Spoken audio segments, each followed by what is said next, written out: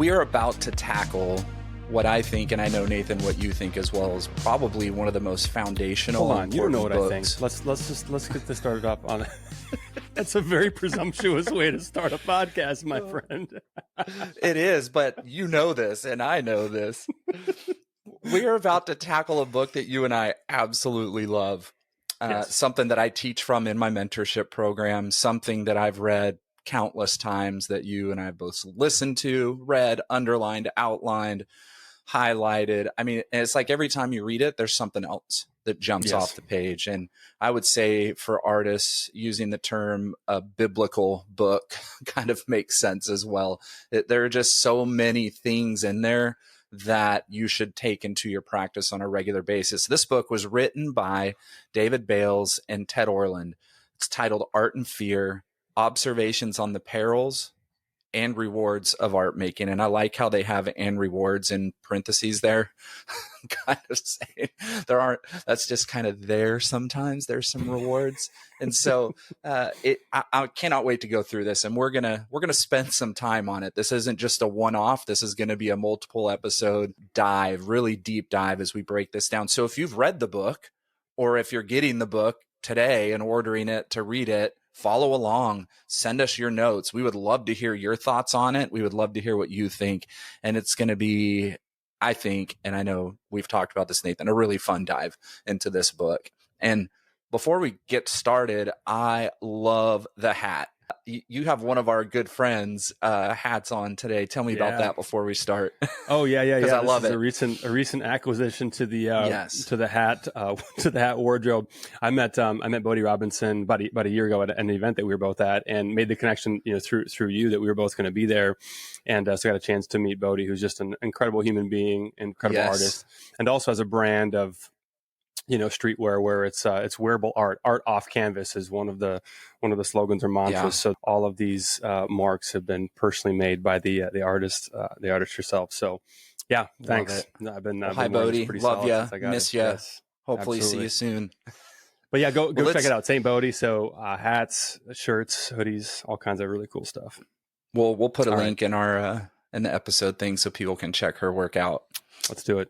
Yeah, you were talking about, we were joking when we were preparing for the episode, but like, this is one of those books where you could throw a dart at pretty much any page and hit a quote that's worth discussing, So the challenge for us is not finding things to talk about. It's, editing down and not having each of these three parts be 5-hour episodes, but we'll see. Right. This isn't an audiobook reading, right? That's right. Although now that you mention it, so for anybody that's on Spotify, the audio version is on Spotify for free if you've got that subscription. So it's a good listen as well. Well, let's jump into the artist's struggles, which is kind of the beginning of the book, kind of where the authors start talking about struggles and the difficulty of things. And I love, there's a quote by Gene Fowler that I adapted, that I changed up, that I use. And it says, "Painting is easy.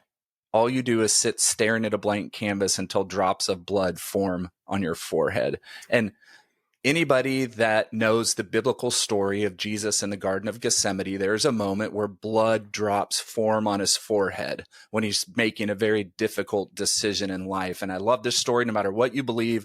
It's an incredible story of stress and asking and wondering and trying to fight through something. And so I looked it up. So I looked up this phenomenon, and it's an actual scientific thing, sweating blood, and it's called hematohydrosis. And it occurs in individuals suffering from extreme levels of stress. Around the sweat glands, there are multiple blood vessels in a net-like form, which can constrict under great pressure and push blood through the pores. And I thought, thinking of starting a book for artists and creators with that quote from Gene Fowler, just staring and trying to figure it out until drops of blood form on our forehead. I think any of us in the art game understands that anxiety and stress in those moments, right? Yes. I think it's a great start. And I think let's go ahead and just move into page 1 here. And there's a great quote that was written in 460 BC. Do you mind reading that, Nathan? I do not mind at all. "Life is short, art long, opportunity fleeting, experience treacherous, judgment difficult." Hippocrates. That was written in 400 BC. Now, I don't think art was really a word at that point, the way that we see it today, but craft or making something or creating, a vision or something like, we all know that life's short, and good Lord, it takes forever for our work to get to that point where we really want it to be. And yes, our opportunities are very small and fleeting. Experience is treacherous. We don't know what's going to happen. And our judgment, creating what we want to create, moving in those directions, is so hard. And that's where we are going to absolutely dive into this and go really, really deep. How often do you think, Nathan, that the work that you haven't created yet seems way more real than the work you are making right now?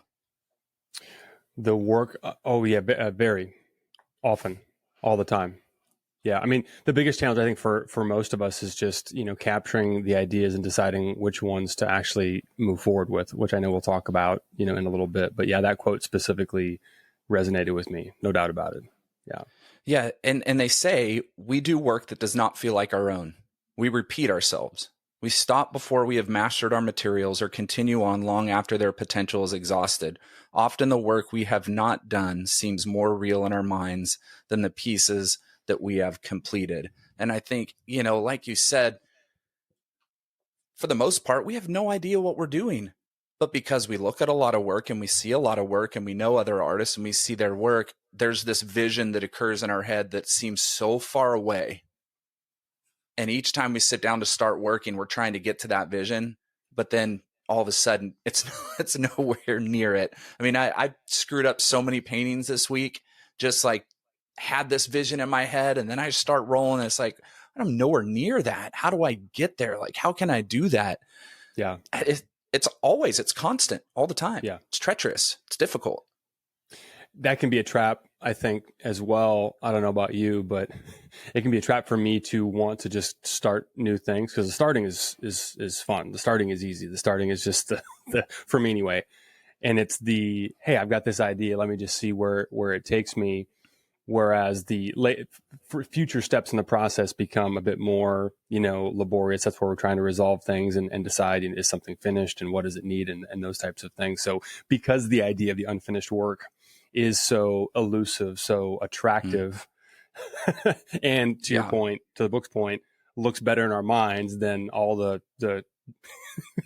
what oftentimes, if we're in a low moment, looks and feels like absolute trash that's in process, that can create its own set of problems. Yeah. Too many ideas, And this is something that obviously has been a repeated thing on our podcast. Like, we talk about this a lot. And this quote, I know, has both really been transformational for you and I both, because we've talked about it a lot on the podcast. And they say, making the work you want to make means finding nourishment within the work itself.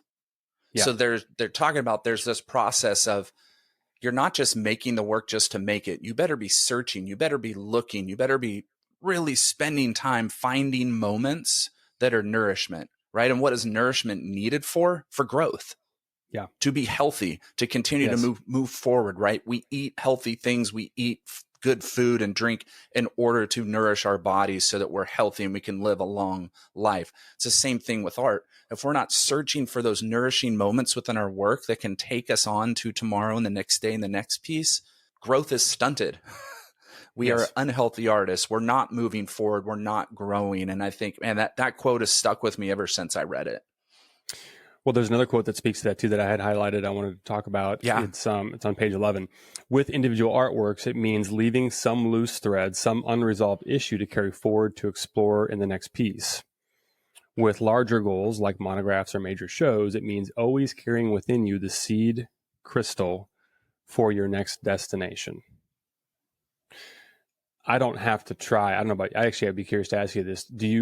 Is it something you think about, leaving some loose thread, or do the threads just present? I mean, I'll go first. My experience is for sure, like, the loose threads are always there. I don't have to think about, or try to not resolve all of the ideas in any given piece or body of work. There's always way more of those than I intend, which is a beautiful thing, right? Because that's what leads to the next thing. What's your experience with that?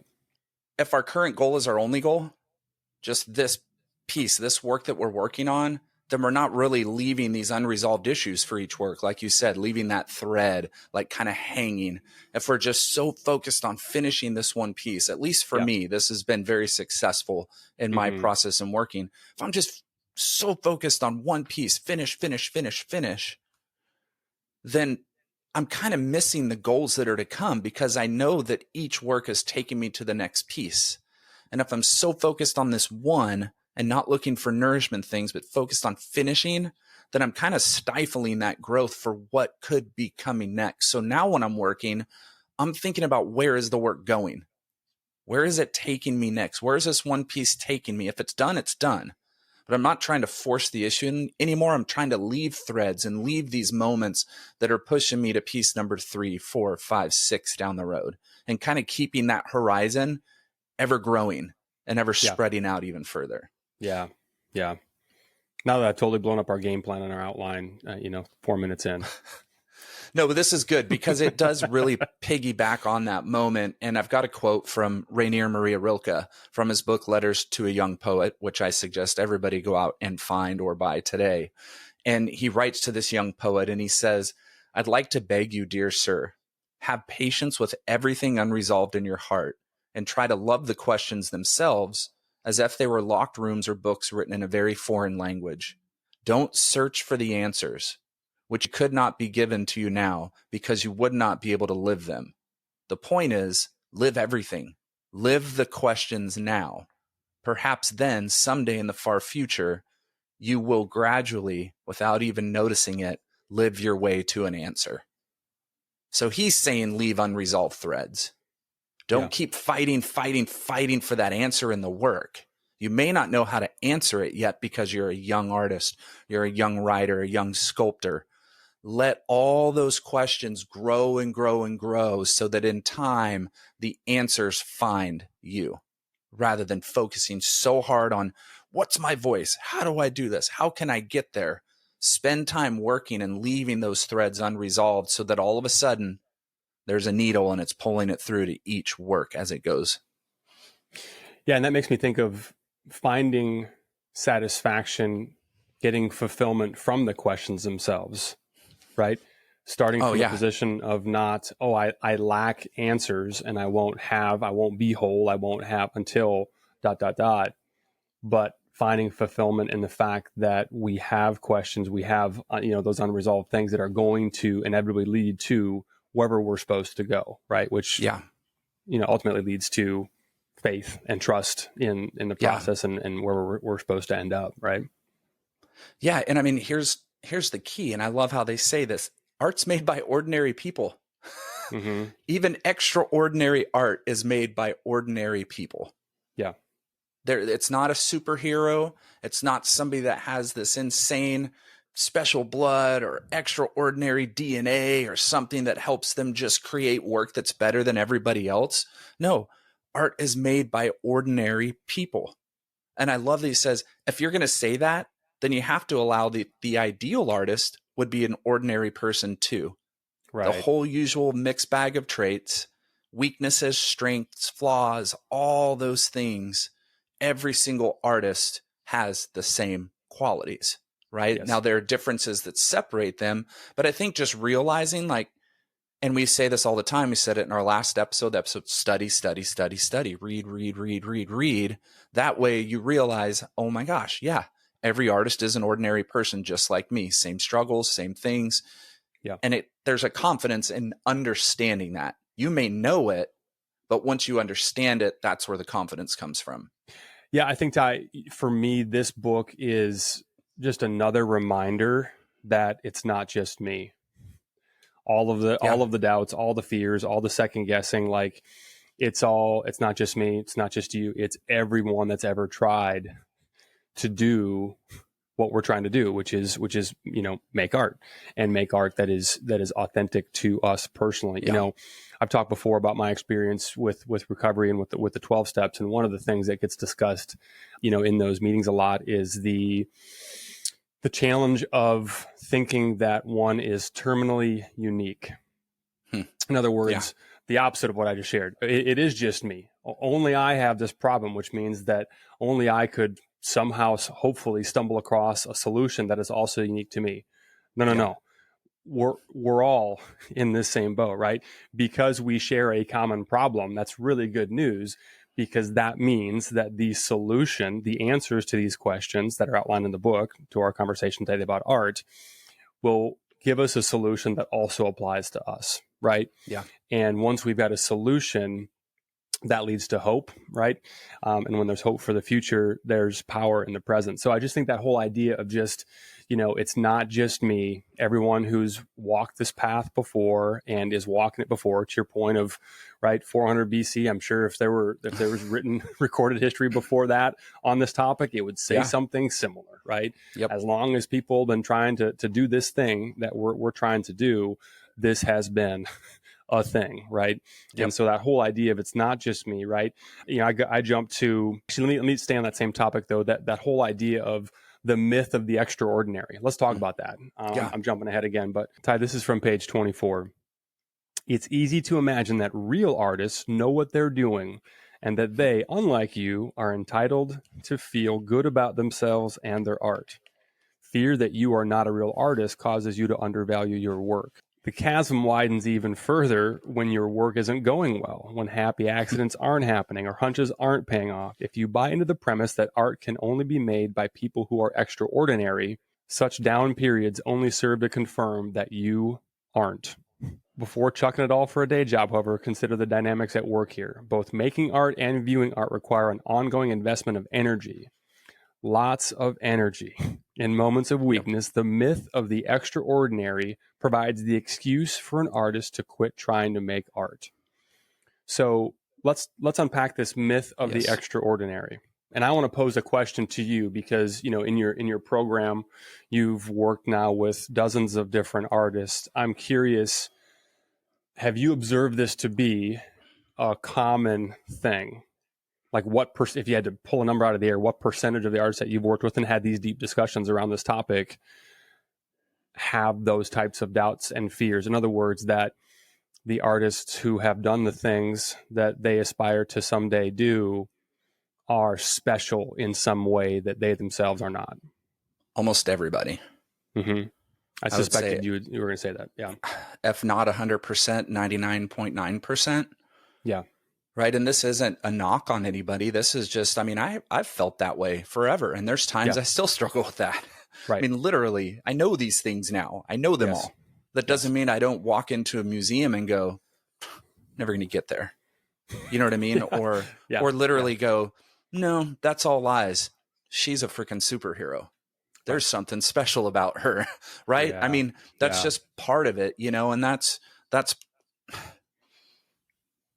it's one of the hardest things for us to, again, understand. Like we can know it, we can read it, but to truly understand that is hard. And it all comes from the amount of art making you're doing as well. I think the discipline, the routine, the constantly creating and, really focusing on the process and the experience of shaping the work, not on any outward experience. Yeah. I think the inward experience is what truly feeds the knowing and understanding of those things. If we're constantly looking outward, we're going to struggle and doubt and think everybody else is superhuman and we are nothing.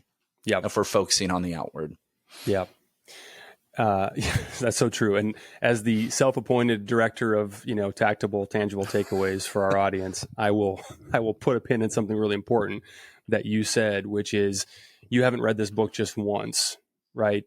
Yeah. We don't just absorb these things one time and then just have it forever and have an emotional connection to that in the moment when we're low, when we're feeling down. So it's back to that whole idea of repetition and continuing to expose ourselves to ideas that are nurturing, that are healthy, that help us to get in a proactive place of, hey, it's not just me. This is just part of it. Let me get back to work. Yeah. And I want to read a few things from page 5 through 7. I'm just going to paraphrase here and kind of jump through some paragraphs because this really does focus on that. And he talks about the audience and the artist not worrying about the audience or the outward things, but really focusing on the inward things. And they say, right, the viewer, the audience of the artist, is their job is to be moved by art, entertained by it, make a killing off it, selling it, whatever. Our job is to learn about working on our work. And virtually all artists spend some of their time and some all of their time producing work that no one else much cares about. So I want everybody to hear that. Most artists spend most of their time making work that no one really cares about. It's really hard to make a lot of work that a lot of people care about. That's what he's saying there. So it's like, you're no different than all the other artists out there. And then if you jump down, he says the function of the overwhelming majority of your artwork is simply to teach you how to make the small fraction of your artwork that soars. I use that quote in the program, my program, all the time. The majority of the time that you will spend making your art in your lifetime is to produce the small fraction of work that absolutely soars. And I always tell people, you go into museums and you see your favorite artist's work. Sometimes the only work you see is from one period of their life. Often. Sometimes. Often. Yeah. Other times you may see 2 or 3 different pieces from different periods of your life, but you don't see 500 pieces from their life. Right? You're seeing a few. Some of your favorite artists in the world, they don't have 1,000 works in museums. They don't have 500 works, maybe 10, maybe 30. There may be 30 pieces that rotate around the world to different museums who have them on loan for exhibitions. The majority of your work is teaching you about the small fraction of work that soars. That's why we leave those unresolved issues, those questions, those threads to keep taking us on and on and on to that piece that gets into the show that lasts for a long time, to get to that other piece, that other one, maybe a year down the road. We don't know. And there's a great quote from a book called Letters to a Young Artist by Anna DeVere Smith. And it says, I love this quote, "You are an explorer. You understand that every time you go in the studio, you are after something that does not yet exist." That's a beautiful, marvelous quote. I pray for those moments when I go into the studio. I am setting off on a trail and I'm going to map what doesn't exist today. What's going to come from that? Do you ever have that feeling in the studio? All the time. All the time. And when you talk about that, I mean, I'm just processing that quote again. And I think about, it seems to me the challenge, the goal for us would be to find that sort of delicate place between this could be the one, this could be one of the ones that soars, while accepting that statistically it probably won't be. Kind of sitting in that balance, right? Like treating every piece as though it could be one of the precious few, while also acknowledging and accepting, like I said, that it may not be. That leads me to a place of, when I'm in the studio, to not over-identify with whatever I'm working on at the moment. And I don't know when it happened. At some point along the way, I actually got that. And am now able to remind myself that not if, but when I am frustrated and certain that not just the piece I'm working on, but everything in process right now is absolute garbage. Yeah. That's part of it, right? I'm not over identifying with, hey, everything, but because early on, I absolutely did fall in that trap. Early on, it was every piece that I completed, that was the thing that defined, am I on the right track or not? Like, do I have it? Yeah. And it's really important to avoid being in that place, because gosh, when we're making from a place of the stakes are that high, that this thing right in front of me is what's going to determine if I should make the next thing, that's a bad place to be.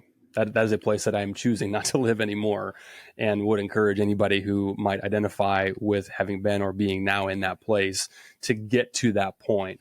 So I'll ask you, what advice would you give somebody who maybe is still in that spot where they are over-identifying or putting too much weight into what they're working on right now, as opposed to having more of that art is long, long-term view of this is just another step towards me making my best work? Well, I think it's discipline. I think that it's discipline that sets those things in motion to change your ways of thinking and the way that you concentrate and the way that you focus, the way that you doubt, all those things that go into that Hippocrates quote, right? Discipline, I think, is the cure for the most part of those things. Because if you're undisciplined, then you're bouncing here, working here, doing a little bit here, and those thoughts tend to really, really pile up.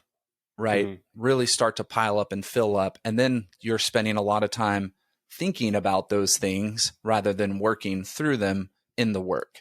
And that's where I think the danger really comes, because that's when we get really doubtful on self.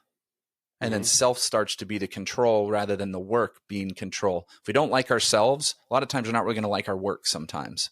I think we talked about that a lot in the Louise Bourgeois episode months ago. But I think discipline is really the key. And there's a great quote on page 9 where they share from Stephen DeStabler, and it says, "Artists don't get down to work until the pain of working is exceeded by the pain of not working." Yeah, why? Talk to me about that. It's funny.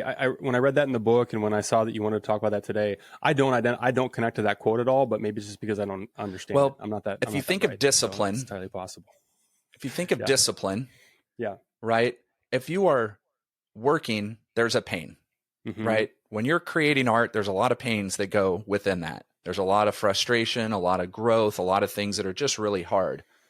But for the artist whose goal is this and making this, when you are not working on your work, those pains increase, they get bigger. Your wonder, your frustration, your doubts, they grow and grow and grow and grow. So he's just saying artists don't get down to work until they realize, I need to be working more. I need to be putting more time in, because all that time I'm not working, I'm worrying, I'm frustrated, I'm doubting. All these pains start to grow and grow and grow. What is the one thing that eases those pains? For the artist, being in the freaking studio. Right. And that's where they're really kind of going into this section on part 2, where they kind of talk about quitting. So like this discipline, the pain of creating and all these things, and they explore not quitting and the normal artist cycle of things they go through: strong work, good work, bad work, frustrating work. Okay. It's like this bounce back and forth. And I love this on page 9. Those who would make art might well begin by reflecting on the fate of those who preceded them. Most who began quit. It's a genuine tragedy. Worse yet, it's an unnecessary tragedy. After all, artists who continue and artists who quit share an immense field of common emotional ground. Wow. And then they say to survive as an artist requires confronting these troubles. Basically, those who continue to make art are those who have learned how to continue, or more precisely, have learned not to quit. I share this story all the time in my program that I don't know how many people were in my class in art school, but there are only 2 of us from my class, 3 of us that are in the art world. Sure. Life gets in the way. Different things get in the way. And quitting for art doesn't look like I'm throwing in the towel, I'm freaking done. Quitting for artists means time grows in between making and not making. And it grows bigger and wider and longer and longer. And pretty soon that person's no longer making art. I can't tell you how many conversations, you've probably had this with people too, where you meet somebody, oh, you're an artist. Oh, I used to make art when I was younger. I really miss it. Or I've had artists in the program who went to art school, got an MFA, then got married and life happened and they didn't make art for 20, 30 years. Yeah. And now they're back making art again.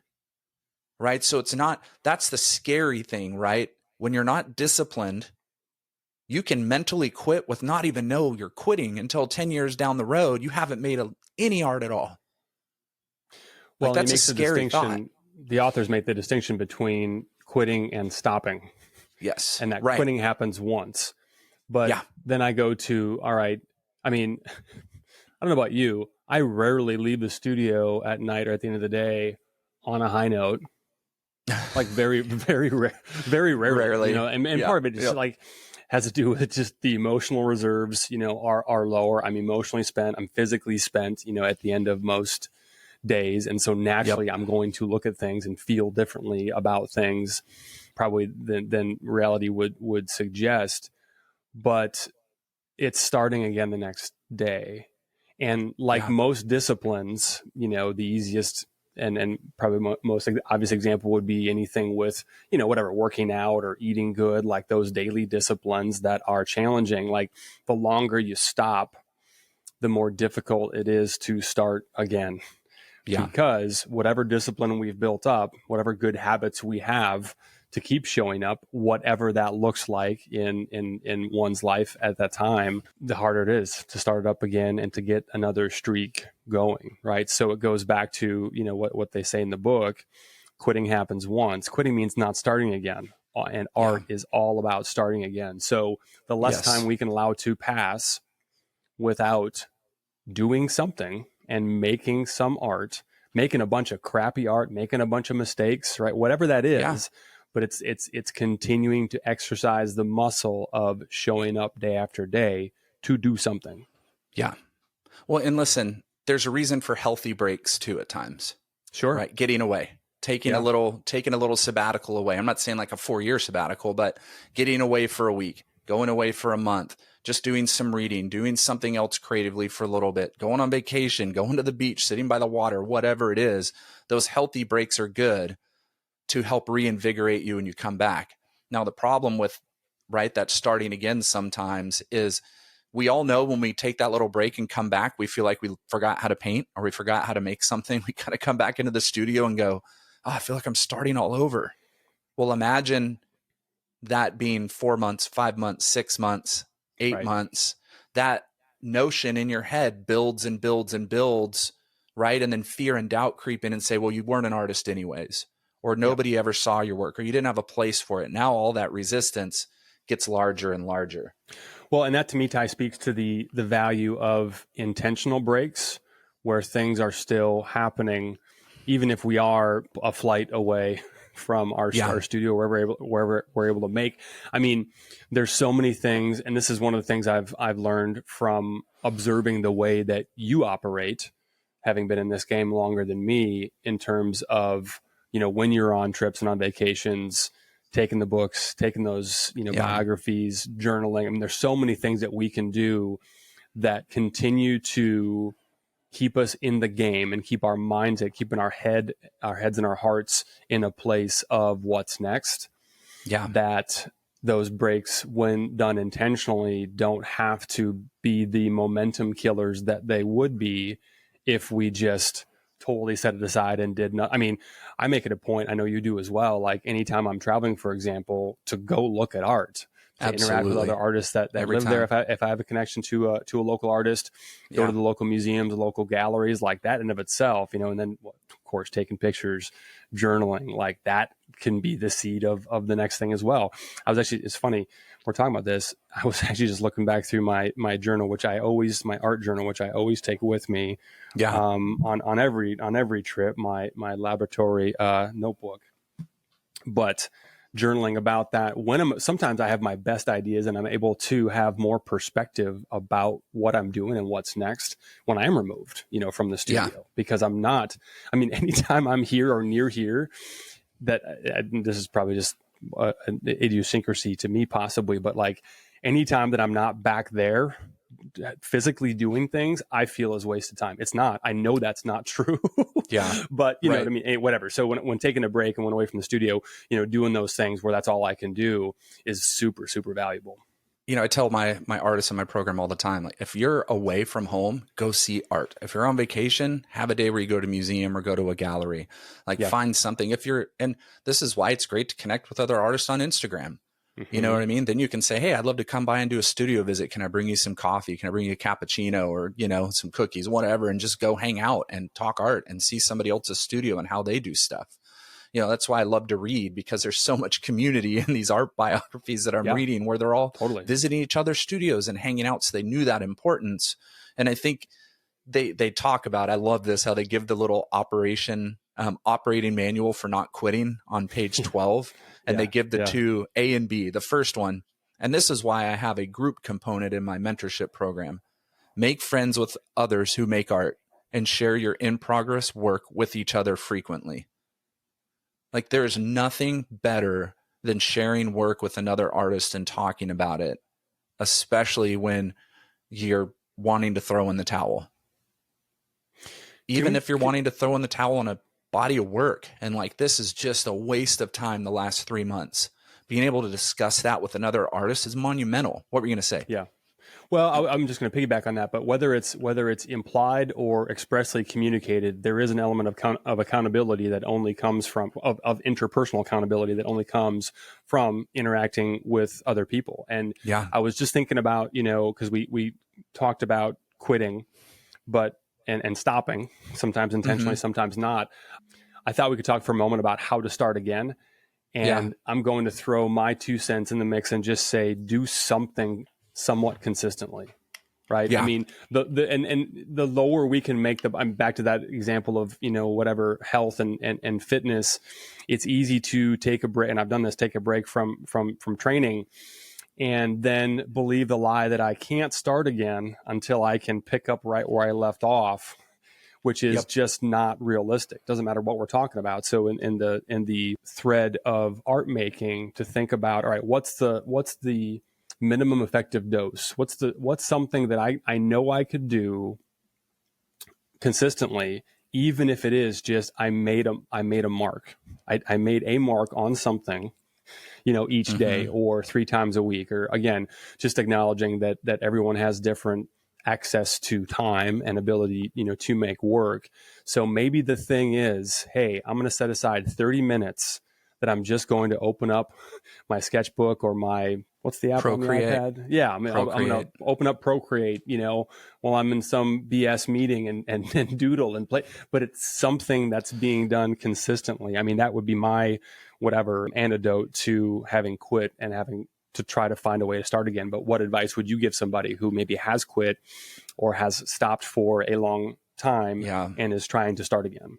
I've had this conversation quite often with a lot of people, whether that's at a lecture I'm giving or a talk during a show, and it's the Q&A and somebody, asks that question of, I used to make art. What's a good way for me to start and things? But I've got a few friends who are brilliant painters, went to art school. One is now an apprentice for a very big artist and runs his galleries and does things like that. So he's in the art world, but he's a brilliant painter, incredible painter. And he hasn't painted in forever. And we talk about this all for the last, 20 years, 15 years, as he's grown as the number 2 for this other artist who has grown massively. That fear has grown of starting again. That fear of, I'm not as good as I thought I was, or you're just saying that, or how do I even start again? I have another friend as well. And these are 2 of my closest friends in life as artists. We used to have an artist group together, did a lot of shows together years ago, both freaking incredible painters. And one blew up in the design world. He's an art director in Chicago. Things have blown up for him. He's an incredible wife. He's got a little one who's adorable. And, he misses painting. Talked about it for years. Just start. And one day he went and bought canvas. Like, I'm starting. I'm doing paintings for my baby's room for her nursery. And oh my gosh, the fear that he texted me, I've got everything out. I can't even move. Like, I'm just frozen. That fear of I suck. Am I going to be good? I mean, I said, it's going to take a while. Get it back. It's going to take a little bit, but you got to start. You just got to start. And he did. And he painted. He felt so good. But it's so easy to give the advice and say, just do a little bit, just start here. But, you get home from work and you're worn out and you're helping with the kids, or you're cooking dinner for your wife, or you're doing these things to, whatever. And then all of a sudden, so tired, I don't even want to try, and it's like, you got to find a moment. It needs a moment. Is it a Saturday morning before everybody's up? Is it a Sunday eve? What is it? Find a moment and do something. Start small. And I just say, you got to baby step it, right? You just got to take baby steps. Just like What About Bob? Richard Dreyfuss, baby steps. Take those baby steps, Bob. It's honestly, that's what it is. The confidence will slowly come back. Maybe start reading. Maybe start reading some art books again. Maybe go to a few museums. Do things that kind of engage all of your senses, rather than you in front of the canvas sweating blood from your forehead for a few months and then you stop again. Yeah. Yeah. And I think this comes back to that whole idea of having a setup, a book that I've talked about in previous episodes quite a bit, Catching the Big Fish by David Lynch.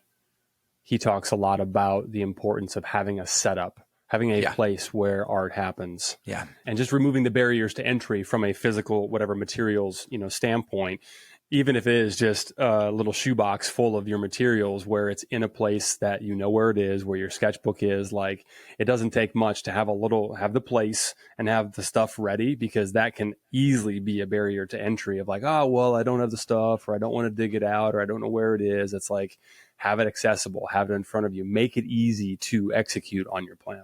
Well, and I love kind of feeding into that fear, right? That substance of self that art making can give us at times, that when we're not doing it well, or we're not able to really achieve the vision we're trying to say, right? That can really feed into our fear. And I love how he says on page 13, the line between the artist and his or her work is a fine one at best. And for the artist, it feels quite naturally like there is no such line. Making art can feel dangerous and revealing. Well, making art is dangerous and revealing.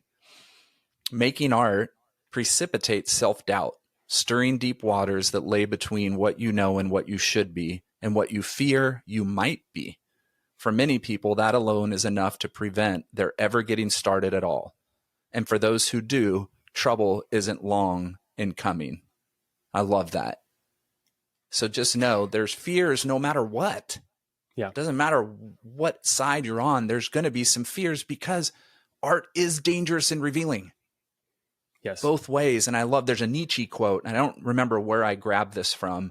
And he says, in that, because I want to pick up right where you left off, because I also want to talk about page 13, literally right where you stop, which is because he just gets so specific with it. Doubt. This is literally here, go right into it. Yeah. Doubts, in fact, soon rise in swarms. Let's play a little game here, Ty. Let's raise our hand if we've ever currently or in the past have felt any of the above. I'm not an artist. I'm a phony. I have nothing worth saying. I'm not sure what I'm doing. Other people are better than I am. I'm only a student, physicist, mother, whatever. I've never had a real exhibit. No one understands my work. No one likes my work. I'm no good, right? Like, pick 9 out of 10. One. Yeah, right? I mean, and so again, it's not just you. Whatever you're feeling, whatever doubts you have, this is part of it. This is part of it. Like it or not, if this is something that we want, that we are serious about doing in whatever form that looks like for us, this is part of it. And so just that whole idea of the extraordinary people, and again, back to that whole idea of reading and listening to the biographies and hearing other people talk about their experience and how hard it was for them consistently, it just gives us peace back to that, hey, we've got a common problem for which there is a common solution. Well, and this is chaos. Yeah. The artist's life is chaotic because of all those doubts, all those things we tell ourselves, all these things. And I came across this Friedrich Nietzsche quote that I absolutely love. And he says, one must still have chaos in oneself to be able to give birth to a dancing star. Wow. There must be chaos in order to give birth to that dancing star. Here's what I'd take from that. If everything's perfect and everything's grand and everything's working, where's the room for discovery? Where's the room for that dancing star to birth into the universe and explode from something else and give light to that area that draws the eyes to it, that makes somebody just go, wow.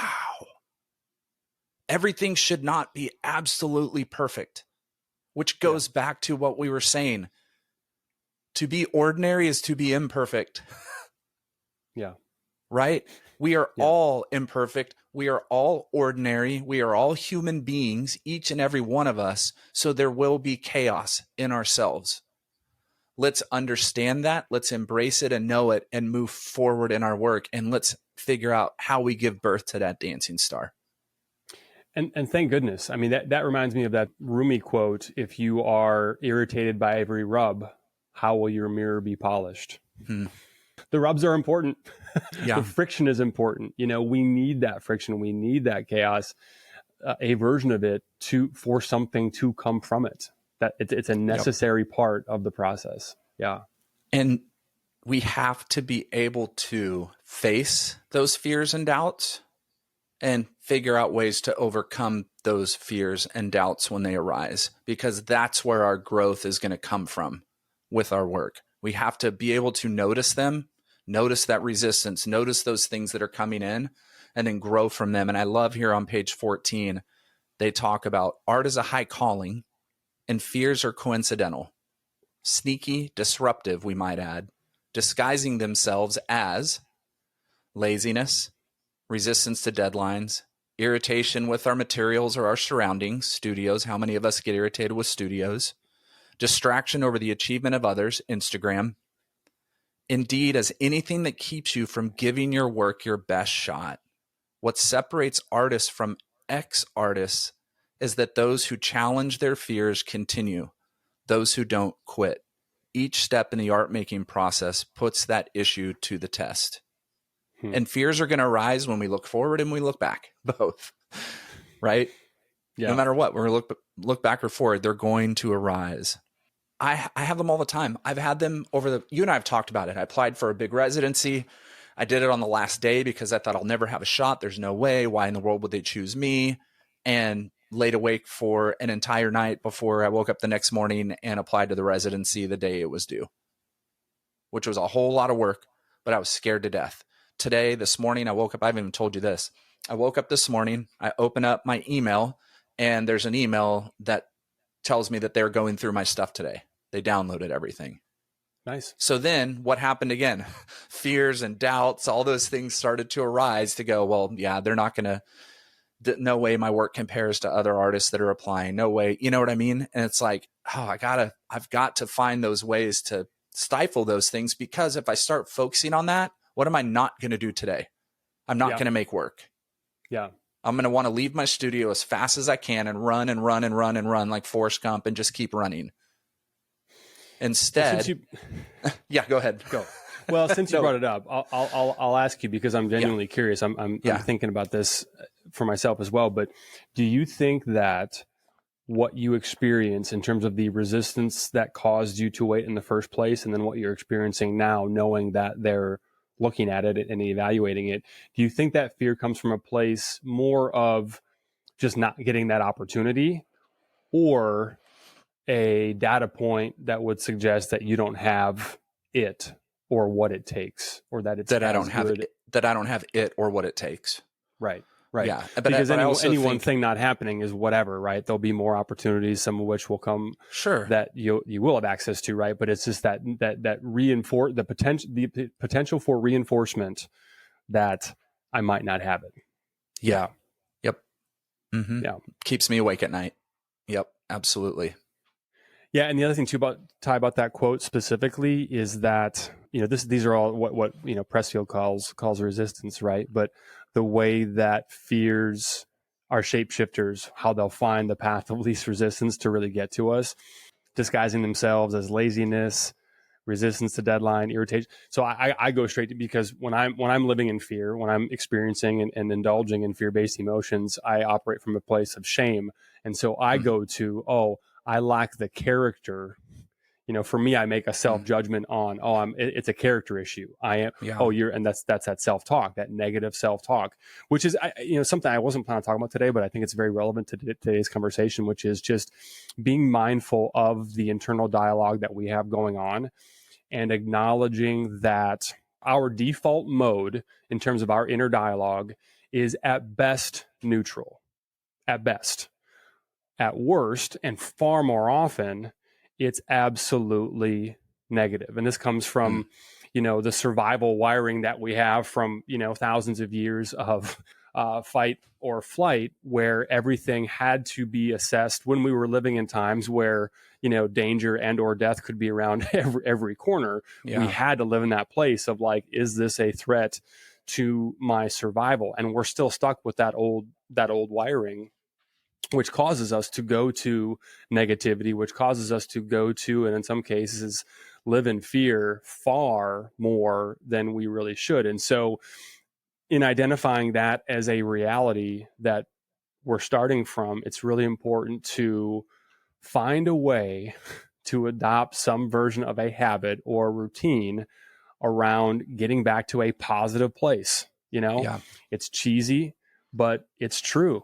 Like, there's a ton of value in identifying, we've talked about this in previous episodes, what's true about me? What is my code? Yeah. What are my mantras? What are the things that I need to repeat to myself over and over and over and over again to get back to that place of operating from what's true and what's real and what's positive, and leads to, proactive, activity and action and doing the thing, as opposed to sitting and being paralyzed, by that fear. So again, I guess just another commercial for being intentional about, self-talk, what we're allowing to put in our heads and what we're repeating to ourselves consciously, because again, that default isn't going to be doing us any favors. Yeah. If your goal is to be an artist, there's a lot of proactiveness that needs to be in action. That's in the studio making work, studying, researching, networking with other artists, galleries, things like that. There's a lot of movement. You're proactive, right? You're putting yourself into situations to make, to meet, to greet. But if you want to be an artist, the only way to really know if you're in the art game is by getting rejected. By applying for shows, by applying for residencies, by trying to get yourself out there, and you're going to get more no's than yeses, which we all know. If we're in a creative field, we know we're going to get more no's than yeses. But the only way to really know if you're in it is if you're getting rejected. So when you think about that, that's a negative feeling, right? Usually. You get the email back from the residency. I get them all the time, people. I'm with you in this.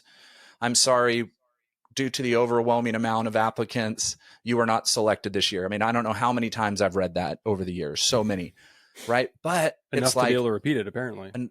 Absolutely. Yeah, I can say it by verbatim. Group shows, you don't get the email back. That means you're not selected. Okay, well, I wasn't selected for that. I use this quote a lot. Sylvia Plath, all my rejection slips prove I'm trying. Stephen Pressfield had a buddy when his first script flopped, or his first film flopped. And his buddy said, well, are you going to quit? And he said, no. And he goes, well, yeah, because now you're in it. You actually did something. It may have flopped, but there's 100 other screenwriters out there who it's never seen the light of day. Right. And their stuff never will. But you're in it, and it flopped, which means you're in it. You're where you want to be. So that's kind of that thing of, you have to be able to recognize, dang, I didn't get into one residency this year or one group show, but I got denied by 20. I'm trying. I'm doing everything I can to get out there. Plenty of artists never try. And I think that's one of the signs of artists who either stop or quit. They're just not trying, so they don't know. You have no idea what to base anything on. Anyways, I'm rambling. We have to face and overcome fears. That's the point. We have to be able to face and overcome these fears. So prove to yourself you're trying. Prove it. The only way to prove it is to actually get stuff out there and try. Put it out there. Okay, here we go. So we talked in the beginning kind of about how whenever we set out to do something, we're never able to kind of reach that vision we have for the work. It kind of comes out totally different or unexpected, right? Plenty of times I sit down and go, here we go. And then I start and I step back and go, how the frickin' hell did I get there? That was so far away from the ideas I had in my mind. That was so far away. I can't even make the brushstroke I wanted to make. It won't even come out of me. It's not there yet, And there's this section I love where David Bales began studying piano with a master pianist. And they're having this conversation after a few months practice. And David kind of complains to his teacher and says, I can hear the music so much better in my head than I can actually get out of my fingers. And I love that the master pianist responds with, what makes you think that ever changes? Yeah. Oh, right? Yeah. Time spent, experience making comes out in wisdom. You're still going to be the same artist 20 years from now, searching for the same growth and the same things. And your vision is still going to be ahead of what you want to do today. Your vision is still going to be far beyond what you can actually do and perform or create. And he says, lesson of the day, Vision is always ahead of execution, and it should be. Vision, uncertainty, and knowledge of materials are inevitabilities that all artists must acknowledge and learn from. Vision is always ahead of execution. Knowledge of materials is your contact with reality. But uncertainty is a virtue. We can understand our medium. We can understand what our paint can and can't do. We can take it to as far as it can go and cannot go any further.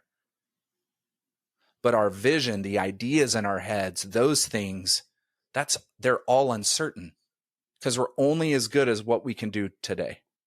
The first brushstroke, the first chord, the potential is never higher until that paintbrush hits the canvas with paint. Now potential is gone. Now it's only what you know how to do today. But that unresolved thread, that discovery, those things, that's what tomorrow's for. We work today for tomorrow. We don't work today for today. We work today for tomorrow and the next day and the next day after that. Which is exactly why artists don't retire. They just die. Yeah. Because there's always the hope of what might be. There's always the vision of what could happen next. We're not just playing the game to get the retirement up to be able to not have to go do the thing anymore and do whatever we really probably should have been doing all along. Yeah. There's always some, and that's a beautiful, beautiful thing, is just that idea that we could be and can be pulled by that compulsion to do our best work and to see where pulling that thread will ultimately take us. There's a quote in that same section that I highlighted for discussion today that just really, really struck me. They write, most artists don't daydream about making great art. They daydream about having made great art. Yeah. Yes. What artist has not experienced the feverish euphoria of composing the perfect thumbnail sketch, first draft, negative, or melody, only to run headlong into a stone wall trying to convert that tantalizing hint into the finished mural, novel, photograph, sonata? This just floors me. The artist's life is frustrating, not because the passage is slow, but because he imagines it to be fast. Yep. I don't know what percentage, Ty, of the frustration that I experience. Oh yeah, we've talked about this, I think, at length. for sure. Yeah. And I don't know if it's, how common that is, but that is for, like, I'm such a chronic underestimator of the amount of time that things will take, especially something like this where there's no end. Like, I know how long it takes me to mow my lawn. Plus or minus, 5 minutes, right? Like, It's a task. There's a start, there's a finish, and I know what happens in between. When it comes to making art, there's just no such thing as a linear path. And I think that for me anyway, accepting that it's going to take longer than I think. So maybe, what if I just went back to square one and tried to eliminate a desire to put a time on it at all, to try and at least reduce the stress and friction that I experience from attempting to put anything on a timeline, They use a great example of Tolstoy in The Age Before Typewriters. He rewrote War and Peace 8 times and was still revising it when it rolled onto the press. So I looked it up.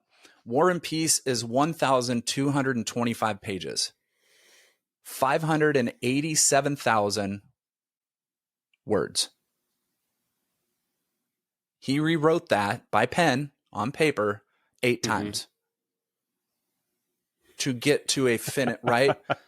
To tell a story that he felt true inside that he had to write. Think about the time it took to actually flush things out and then reflush them out. I can guarantee each rewrite had some thread that was left loose that he kept thinking about that made him go, I need to rewrite it. This character arc needs to change. This story didn't intertwine the way I thought it would. And he's laying in bed at night and going, but no, it does. Okay, I got to rewrite again. Think about that. I mean, that's fascinating to me. That's beautiful to me. That's incredible. Crazy. It's insane, but beautiful. I have nothing to add to that. Like, how can you add to that? It's kind of like, well, I'm whoa, trying. okay, wow. Yeah, no, I get it. I'm trying But here, to I have a question for you. Yeah. I have a question for you, because this goes into the gap between vision and execution. This is something I think is a real strength of yours. But they read, I want to read these 2 parts on page 16. The development of an imagined piece into an actual piece is a progression of decreasing possibilities. Each step in execution reduces future options by converting one and only one possibility into a reality. Yeah. And then I love that they say, all you can work on today is directly in front of you. Your job is to develop an imagination of the possible. Yeah. I feel like that's something that is a real strength for you.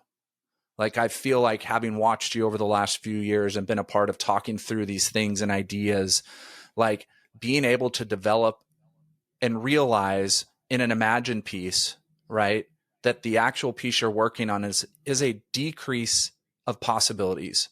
Becomes less and less the possibilities can go into it. But yet I feel like you do such a good job of developing an imagination of the possible by finding new materials, new things. How can these things work together? You're taking all this stuff that you can control, the medium, but you're creating more possibilities from it, which increases that vision and execution. It kind of brings it a little bit closer together in some of those ways. I know we didn't talk about this question before, but I feel like that's something that's a strength of yours. Yeah. Thank you for saying that. Well, it's funny because when I was rereading this to prepare for today's conversation and the material section came up, I was going to talk about that, but then I realized, like, well, that's probably not, common to the majority of people that have a medium, because I mean, there was some reference to, like, hey, whatever medium you're working with, the materials have, limits, and you're going to you're going to learn about and understand your material. Yeah, there's actually a quote from that section, Todd, that I had highlighted, but I wasn't going to talk about. But for many artists, the response to a particular material has been intensely personal, as if the material spoke directly to them. And that, if I have any strength in that regard, it is listening to the way that material speaks to me, which is limitless because there's so much material in the physical. It's nothing but material in the physical world. And so even just back to our example before of, like, how we can be working on, how we can be furthering the work even when we're not in the studio. I love traveling to different places because the types of, I mean, the way that they would make walls and, retaining walls, the way that they pave the roads, I mean, is different. And so the way that material degrades over time, the way that, the packing crates that I would find in dumpsters, in other countries is different than the way that it would probably, fall apart or burn or scrape or whatever here, so it's just that listening. I think if there's anything, and we'll talk more about that, I know, in a future section, but just that intensely personal relationship we have, with the material, which to me, it creates a lot of opportunities. My biggest challenge is just trying to isolate. I was talking about my frame guy, master woodworker Dean, who was at the studio yesterday, who does all the anatomy of my pieces and helps me figure out how to put all these different items together. We were talking, and the biggest challenge I have is identifying, like, I've got an entire library of materials that it's just the challenge is just identifying, like, all right, which ones are going to play nice together or not, right. but in an interesting way. But that's just the chase, right? That's what's exciting. That's what's fun. It's just the chase of, like, wow, this probably isn't, back to our earlier point, this probably isn't going to be one of the ones. Yeah. But it might be. Sure. It might be one of the ones that really soar. And so it's just that chase. Yeah. Well, I love everything you said here wraps up in this little section on page 20, where he says, in making art, you need to give yourself room to respond authentically, both to your subject matter and your materials. And I think that's what you were just saying, is just wrapped up in those 2 sentences. So I want to read it one more time. In making art, you need to give yourself room to respond authentically, both to your subject matter and your materials. So we talk about this all the time. Spend time thinking, spend time looking and processing in solitude, whatever it is, meditating with your work. But you need to have that time to respond authentically. Think through it. How are these things working? How are these working together? Are they working? Are they not working together? And have those conversations with yourself. I think it's highly important. And then I love here that last paragraph on 21. People who need certainty in their lives are less likely to make art that is risky, subversive, complicated, suggestive, or spontaneous. What's really needed is nothing more than a broad sense of what you are looking for and a strategy on how to find it, and an overriding willingness to embrace mistakes and surprises along the way. Simply put, making art is chancy. It doesn't mix well with predictability. Uncertainty is the essential, inevitable, and all persuasive companion to your desire to make art. And tolerance for uncertainty is the prerequisite to succeeding. And we've talked about this at length. I don't know, maybe in every podcast that we've had. Leave room for the mistakes. Leave room for uncertainty. Leave room for discovery within your work. Well, and that word tolerance is really important because that suggests that it can be developed or it can be increased. We increase our tolerance to things that we are exposed to continuously. And so if we then continue to expose ourselves to uncertainty, our tolerance for it will increase, which to the excerpt from that book, in theory, ought to increase the chances of us making authentic, interesting work. You know, from that same section, there's one quote from page 19 I was really excited to talk about. They write, "The truth is that the piece of art which seems so profoundly right in its finished state may earlier have been only inches or seconds away from total collapse." I mean, yep. Yes. To it, everyone that, you know, ends up being shared, being shown, whatever. Like, I could literally look at every piece hanging, you know, behind me. You know, I got some work back recently that I had made and sent out the door right before a show that I hadn't had a chance to sit with. You know, but was doing that and remembering. In fact, actually, I reposted a process video of one of them, and I remember, you know, just one of the clips, just remembering how I felt on that day, how I felt in the thing that ended up being something, but just realizing, like, all of the, again, back to that whole idea of perspective being so critically important, how we only see in others, you know, the finished, polished work, right? Like, I threw a bunch of clips together and then shared a finished piece, and it appears as though, you know what I mean? Like, the work was some, you know, very, very well planned and executed, you know, piece where A led to B led to C. No. That's just not the case at all. Right. And so living in that uncertainty, realizing that, and just that moment for me of revisiting that particular day, I know I was freaking frustrated as all get out. I was ready to stop. I'm positive I left that session. I threw stuff back inside. I shut the door. I went home and I said, I am quitting for today. I'm going to start again, you know, tomorrow. But it ended up, in that case, being something, but it only makes sense at the end, if ever. Well, but if it's ever going to make sense, it won't be until the end. It may never at all, and that's okay too, right? In terms of just living without uncertainty, but just that whole idea of, like, acknowledging and accepting that it's not supposed to feel good in the moment. It's not, and it does sometimes, you know, for sure, but just realizing, like, in all of those moments that don't feel good, like, that's okay. That is just part of the process. If it's going to make sense, it won't be until the end anyway. And so embracing the uncertainty as a path to get to where we're trying to go is a really good mindset to attempt to adopt and live in. Yeah. And how do we know that pieces are only minutes away from total collapse? Because we've gone too many minutes past too many times and completely collapse the work. So overworking the piece. How do we know that fine line is so fine to a work being complete or a work being ruined? That line is so fine. And I mean, I've had this conversation this week. I mean, so many artists who go through my program, we have this conversation, we're critiquing work. I ask questions, they tell me things, you know, and then they go back and then they'll send me a picture of the piece and go, I ruined it. I knew I should have stopped. I felt good about it. I actually felt good, but there was this one thing that in my head I started to question, and then I couldn't stop questioning it. So I went to adjust it, and now I've completely ruined it because that adjustment led me to adjust something else and then something else, and now the piece is done. So I also think when they say that a piece is moments away from total collapse, also means so many times we go into total collapse because we overthink and we don't spend enough time really thinking through it and looking at it and talking. We just kind of attack things in a moment thinking, oh yeah, I can definitely make it better. Sometimes that's the work saying, I'm done. Don't touch me.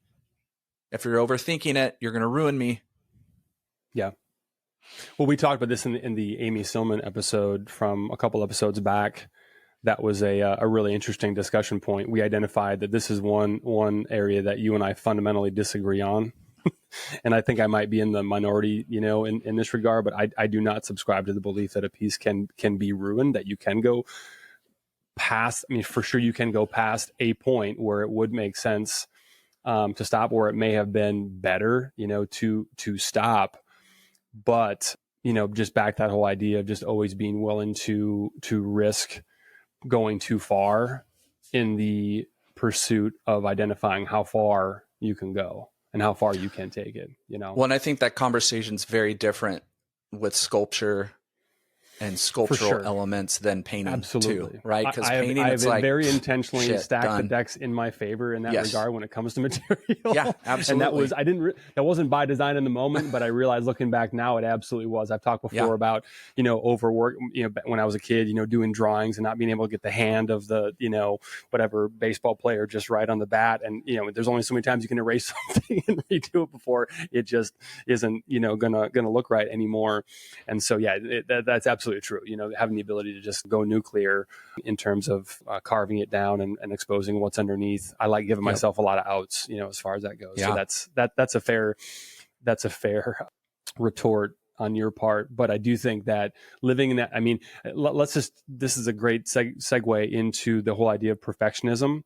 And I don't want to skip a discussion around talent as well, because I think that's relevant, but I want to skip ahead to sort of the end of this section as we kind of begin to think about wrapping up for today. But I think what you talk about, so the fear, actually, let me put this in the form of a question.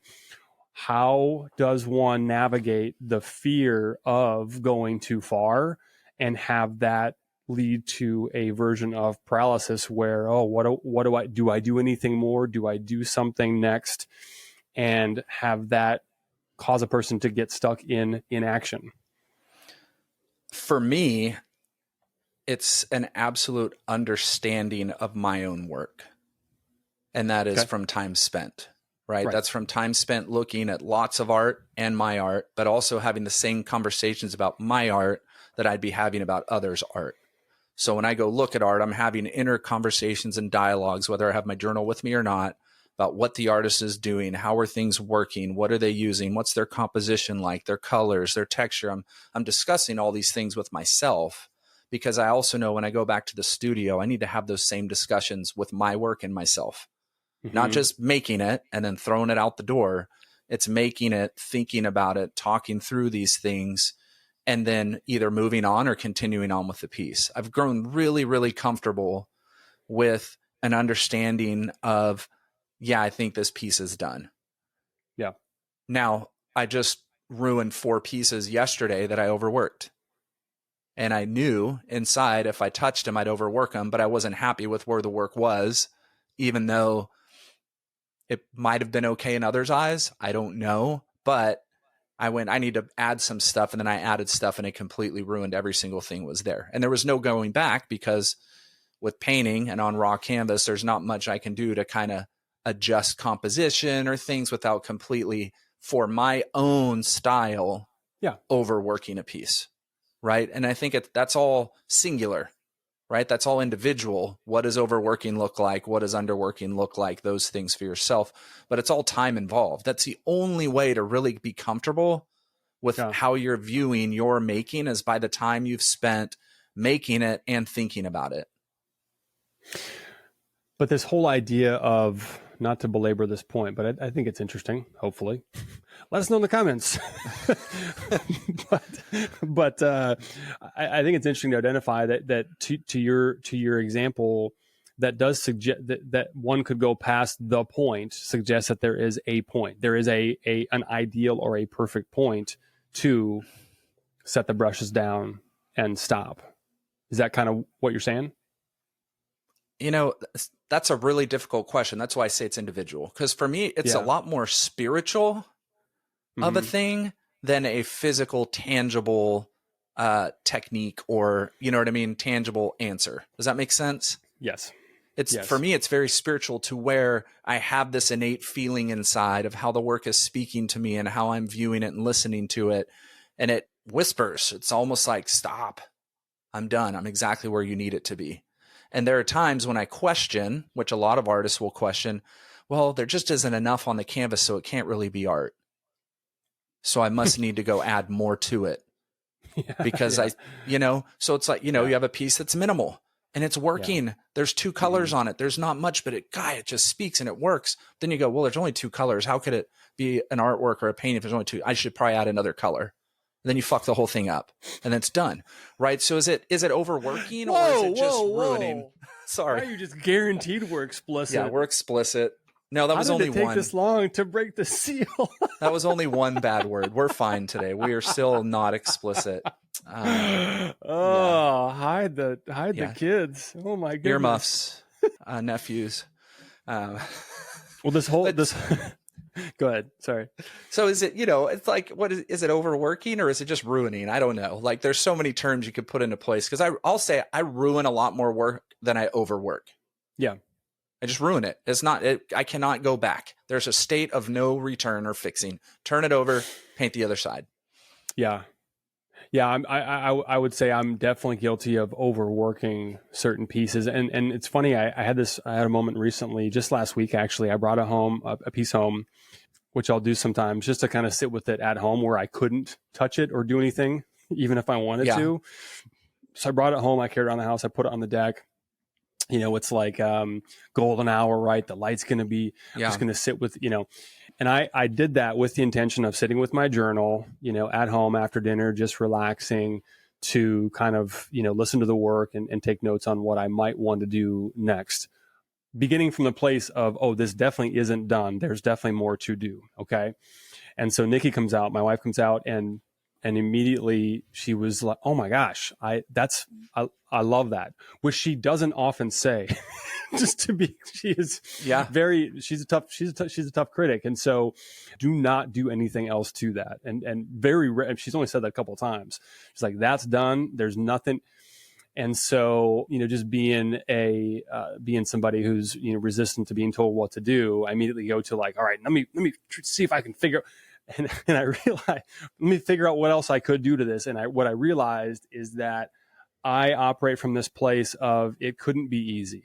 Like, it has to be difficult, which is different than acknowledging that it often will be difficult, that it often will be Lord knows how many hours. But this one, I spent, the least amount of time that I'd spent on a piece in quite some time, which was just kind of an interesting, I think I had a point what was my point in sharing that? Because that's your job, is to identify what my...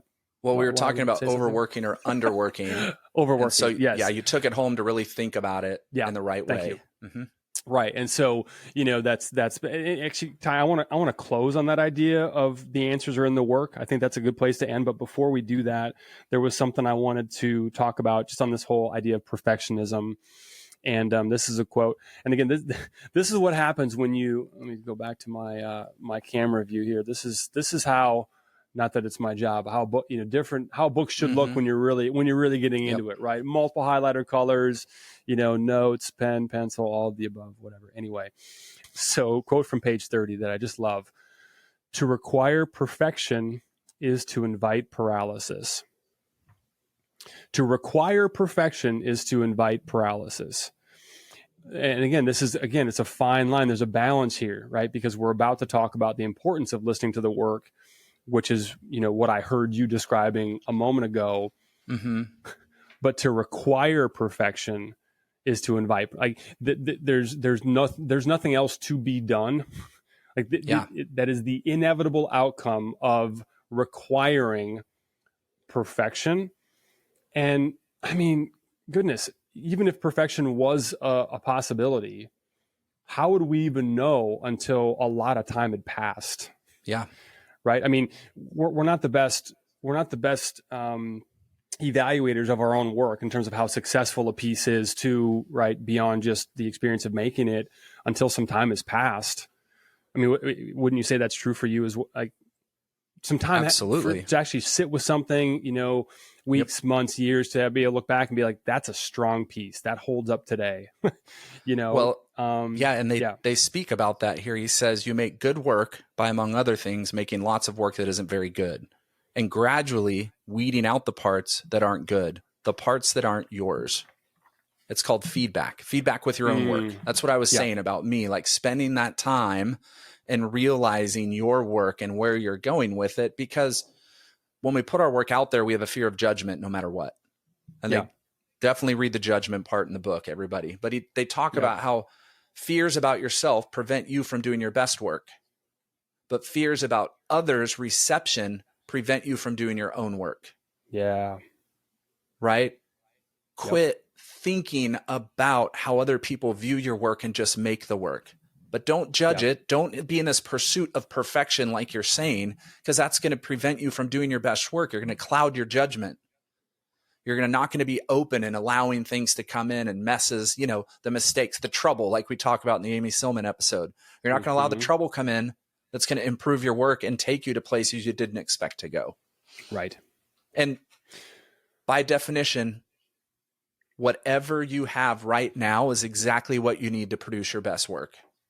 And I tell artists in my program that all the time.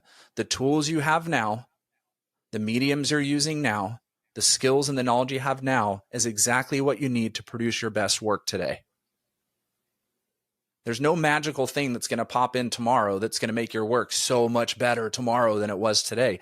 Like, you have what you need. So be confident in yourself. Be confident in what you have. Make the best work you can make today.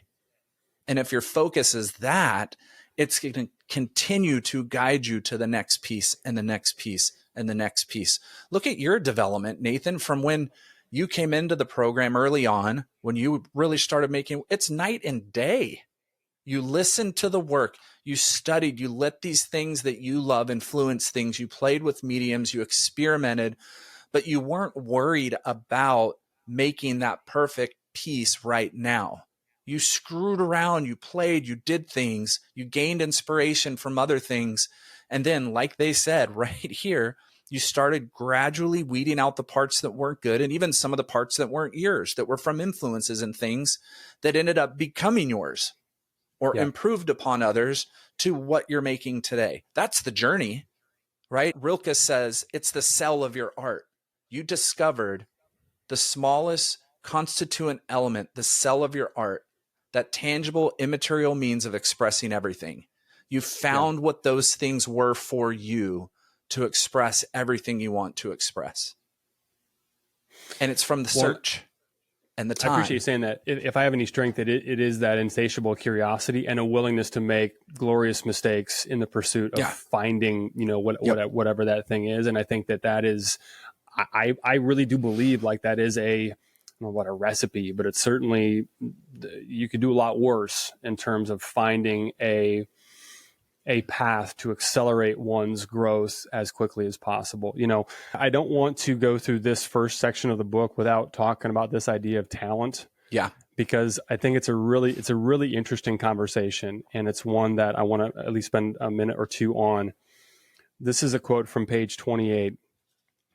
They write, "Talent is a snare and a delusion. In the end, the practical questions about talent come down to these: who cares?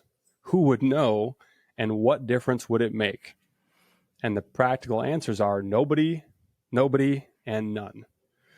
So they very intentionally make an effort to redivert our attention from this idea of this magical idea of talent elsewhere into things that we can control, right? So when they answer those questions with essentially the answers to those questions don't matter. You know, what I hear is focus on what you can control, right? But I love this. They even do a Q&A, right? A brief digression in which the authors attempt to answer or deflect an objection. Question: aren't you ignoring the fact that people differ radically in their abilities? Answer: no. Question: but if people differ and each of them were to make their best work, would not the more gifted make better work and the less gifted less? Answer: yes. And wouldn't that be a nice planet to live on? Yep. So I think this is really important because, there's a book that I may have mentioned in a previous episode, but it's a phenomenal book called Grit. And the name of the author is Angela Duckworth. And in it, she talks a lot about the importance of effort. So the whole premise of the book is that talent times effort equals skill, and skill times effort equals achievement. And she breaks down a number of different, areas in life where this applies, from athletics to academics to the arts. I mean, there's really no limit to how, and it's a really well-written and well-researched book. But the point of that little equation is that effort counts twice. So talent is a variable that is relevant, but effort is what takes that talent into skill. And skill, when applied over and over again, right, with effort being the multiplier a second time, leads to, the result. So a quote from that book that I love, she says, "Greatness is doable. Greatness is many, many individual feats, and each of them is doable." And so all that does, I just wanted to spend a moment on that, but all paths lead back to effort. Yeah. All paths lead back to repetition. You didn't just decide one day, hey, I'm going to be able to, hear the work and know more often than not, hopefully, when the right point to stop is. That happened by way of effort and repetition and doing it wrong countless times. Yeah. And I love that what you talked about in the beginning with talent, and like, who would know? No one. Who's going to notice? Right. Nobody. Right. Like reading the de Kooning biography that I'm reading currently. I didn't know he was a master draftsman. I didn't know he was an absolutely brilliant illustrator and graphic designer in the 1920s in New York. I just always thought he was a painter. And it took him, talk about maybe an artist who put the most effort into his painting over any artist I've ever read in my life. From the 1920s to the 1930s to the late 1940s to the early 1950s when he finally discovered his work. He had so few paintings leave his studio in that time because he was constantly working and reworking and reworking and retrying, and effort. Today, nobody knows that unless you've read the de Kooning biography. You go and you see his paintings, you go, that's a de Kooning. Okay. You don't know all that effort that went in to get to that de Kooning is immeasurable by any standards of artists in history. Almost immeasurable. Right. It took him so long to get to that point. But nobody's going to go, well, he was a master draftsman. He went to art school. He had a classical background. He learned at the academy. Nobody knows. Nobody cares about that stuff. They look at those pieces and they go, whoa, wow, formidable, whatever. Right. So it's like talent. Yeah, he had talent, but it was in something else. Right. That nobody cares about, nobody noticed, and nobody saw, is where the raw talent was. But it took the effort to get to be de Kooning that we all know and recognize. A whole lot of works that don't look anything like de Kooning's were made by de Kooning to get to a point where he could make de Kooning's. Yep. Yeah. All right. I want to close for real this time on really circling back to something we talked about before, but just pulling a couple of quotes from the book that really bring it home in terms of listening and the relationship that we have with the work. So from page 35, what you need to know about the next piece is contained in the last piece. The place to learn about your materials is in the last use of your materials. The place to learn about your execution is in your execution. The best information about what you love is in your last contact with what you love. Put simply, your work is your guide, a complete, comprehensive, limitless reference book on your work. There is no such other book, as it is yours alone. It functions this way for no one else. Your fingerprints are all over your work, and you alone know how they got there. Your work tells you about your working methods, your discipline, your strengths, weaknesses, your habitual gestures, your willingness to embrace. The lessons you are meant to learn are in your work. To see them, you need only to look at the work clearly, without judgment, without need or fear, without wishes or hopes, without emotional expectations. Ask your work what it needs, not what you need. Then set aside your fears and listen the way a good parent listens to a child. I read more than I intended to, but I just got excited. I think it's all relevant. I use that throughout my entire program that's woven in. Yeah. Everything I talk about, everything I teach in my studio, that's woven in. I spend time looking at every last piece to see where it's taking me, to see what's going to come in the next piece. Sometimes it's an absolute radical development and change that takes this piece to something so new and so different. Or maybe there's something that works so well in that piece that it gets carried over into the next piece, has those elements of what I saw. But I'm constantly looking for discovery, always. In every piece I make, I'm studying moments and things and going, oh, could I take that and increase it? Or would that be too much? Could that work? Could this, where is this telling me to go? What's it? And like we said, sometimes it's the trouble in those mistakes that take you to the next moment. So don't discount those things. Look at the things that are working and the things that aren't working, both with equal measure. Yeah. Where is it taking you? Well, and that just speaks to that last line. Ask your work what it needs, not what you need. Yes. Let's talk about it. All right. Hey, what do I need? Well, I need this piece to be fantastic. I need to feel great about it. I need more likes on that post than the last one. Exactly. I need external validation and praise for how it went, right? Like, these are all selfish, ego-driven demands that we make of the work. But when we can set all of those things aside and ask the work what it needs and dismiss the natural tendency that we are going to have to look at it through the lens of what we need from it, that's our best shot, right? That's our best chance.